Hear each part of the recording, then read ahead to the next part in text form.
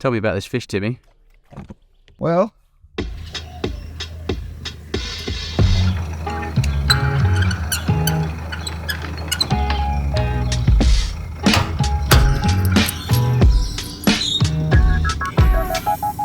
all ready to go. Good morning, welcome back to the channel and welcome to this beautiful misty morning here in central Queensland. Today, going diving with Tim McDonald. If you don't know Tim, he is one of the current Australian champions along with Bryson Sheehy, and we're going searching for barramundi. We have a very small window for the tides to go look for these fish. Kind of a bit of a hush-hush thing looking for barramundi because most of the time you're on the coast, easily identifiable. So we will see you in the water. I would find it very unlikely we shoot a barra today, Daniel, but it would be great to be wrong. I like it when you're wrong, Tim. I do like it also. In this case, we could possibly. The rain's been good, so that's our best chance.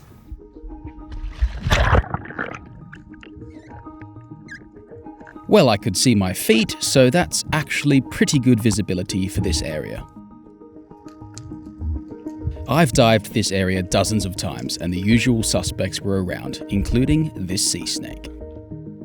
The barramundi can be hiding anywhere amongst these boulders and if you're lucky, out in the open free swimming in small shoals.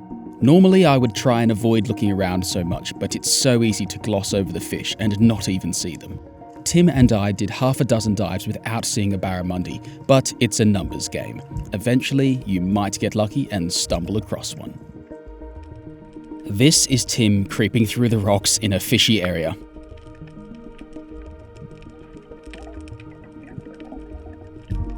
Just a little bit too much hesitation. We now know they are in the area, so we keep taking it in turns, working this spot. You can instantly see that this is a fishy drop with small mangrove jack scattering as Tim approaches the bottom.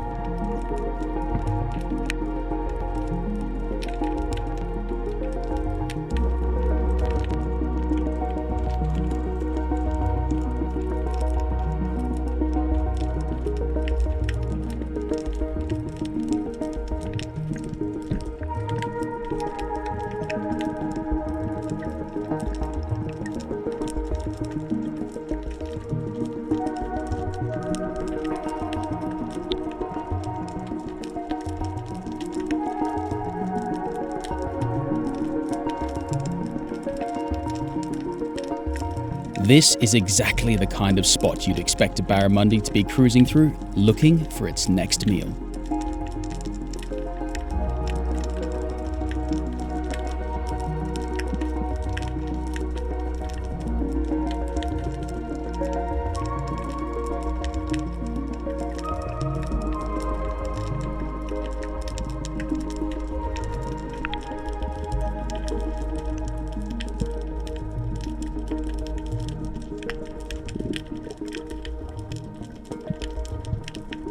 And there it is, behind the mangrove jack. I hear the shot and make my way over to Tim. Check the shot. Barramundi are such an armor-plated fish that getting a shaft out the other side can be problematic. I can see the flopper is engaged inside the flesh and I don't hesitate to secure the fish with a second shot. Even with a close shot like this, the shaft struggles to exit that rock-solid skull. It's a magnificent fish of 108 centimeters. Back down to the murk to find another one for myself, and a few dives later, Tim has seen another. Yeah, sorry mate, I just spooked a big one. It was just bigger than that one. Oh, like big enough that I nearly shot it. Like laid up right beside a big rock. Right here in front of me. He's like a big one. So far, Tim has seen 3 barramundi and I've not seen a hint of one.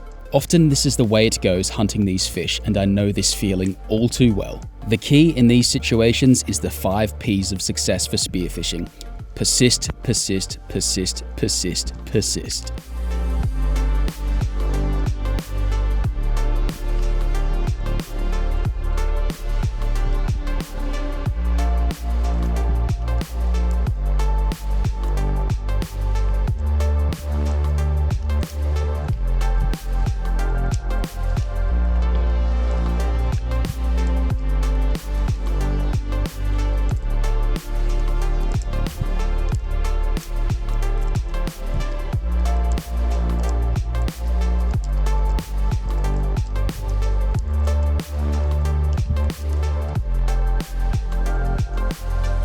By this stage, every shadow and rock is starting to look like a fish, but I know that barramundi is around here somewhere.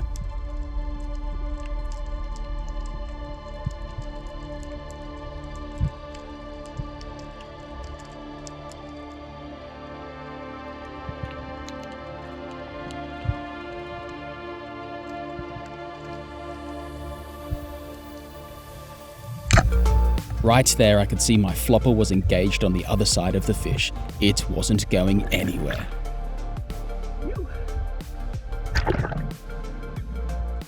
Tim raced over and extended the same courtesy as I did and went down to check the shot. It had been over 8 years since I last shot one of these fish. Same size as yours, mate. It's smaller. Yeah.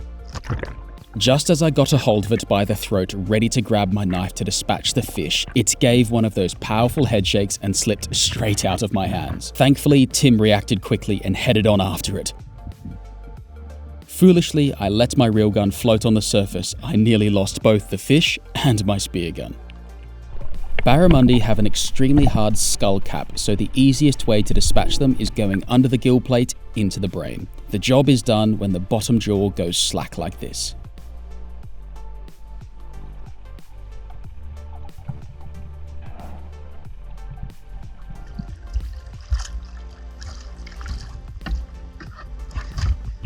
Solid, isn't it?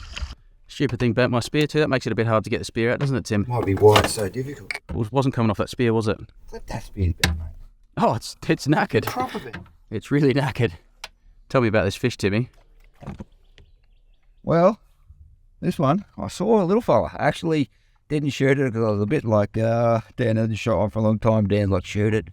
The next couple of days later, same spot, I come up and I'm like, oh, this is where those fish were before.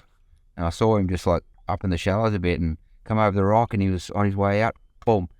Hit him and logged me. And Dan dove down and checked the shot and wasn't real great, and so he helped me out. Went up looking for another fish and I found another one. And yeah, he didn't play ball, couldn't find him. So we come back to the same spot. There was sort of the scale on the way back. I just did a quick dive and I swim along the bottom.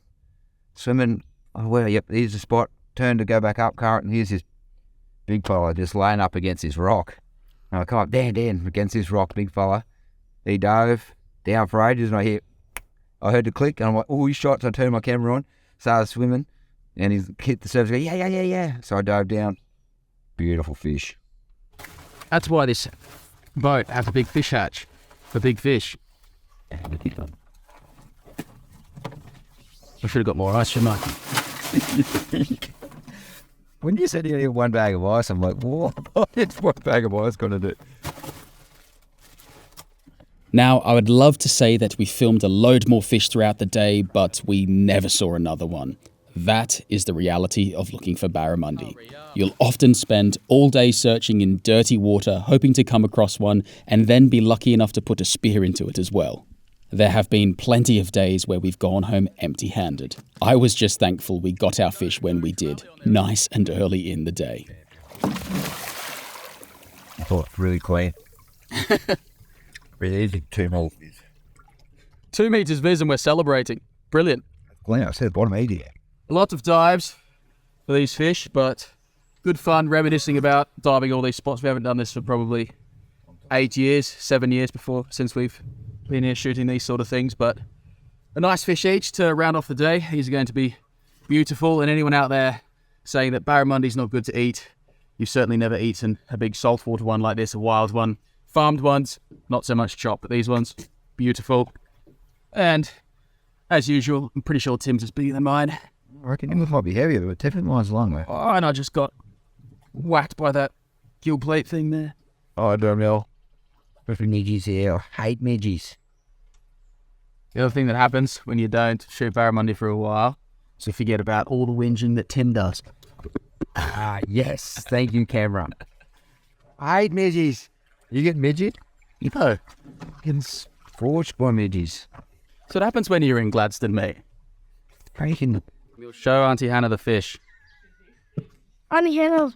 Is this the biggest barramundi you've ever seen? Yes. Are you excited to eat this for dinner? Yes, I'm very excited. It's good. Too early in the day for this. Too early in the day. Should be having more of this. Let's see what will go on the official lie detector. 13.48. That'll do. Lost a few grams overnight, Dan. Dehydration. So my shot came out. Thing bent my spear actually. But this part here is where I got done yesterday. Super sharp on this edge here. And there's also a big spike there. There's also spikes all the way down here. They're just completely armor plated, these things.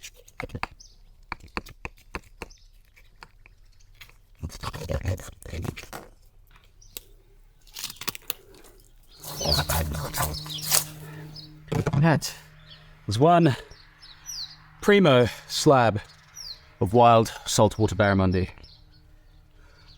Makes the most amazing burgers. Might do that a little bit later in the week. Of course, on a fish this size, it would be absolutely criminal to waste much of this fish. So we're going to take the wings off as usual, and the belly flap, the throat. It'll be gorgeous on this thing. There we go. Under the ribs.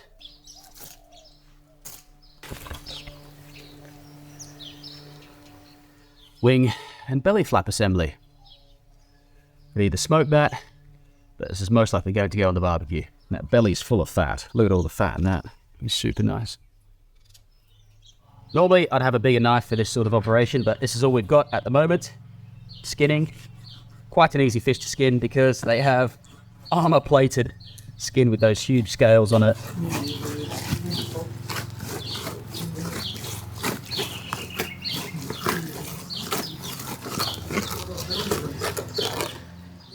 Done. Beautifully skinned piece of barramundi. And the interesting thing about barramundi is they don't have very many pin bones. They've got 1 or 2 pin bones here. Normally, when you're boning out pin bones on a fish, you would take a long line of this out. But for these fish, you only need to take these 2 little pin bones out. You can see that pin bone there. You don't want to eat that. Then there's another one on the other side I can feel, but they're very small in there. So, yeah, you get a lot of quality boneless fillets out of these barramundi. Really fatty fish, really healthy, going to be absolutely sensational. You can see how tough these fish are. They're just armor plated with these scales. They're like the size of a 20 cent, 50 cent piece here.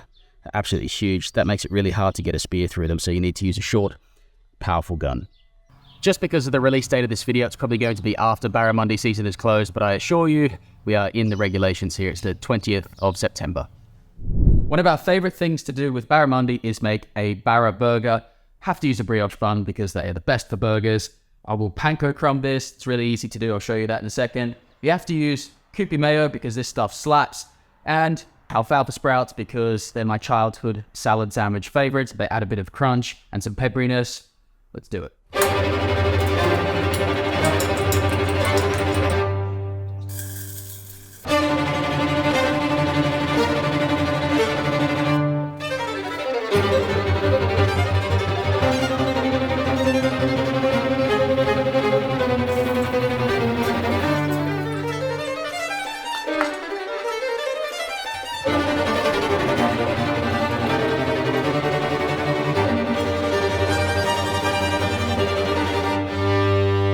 And that is our barra burger. Ooh. Finished barramundi burger.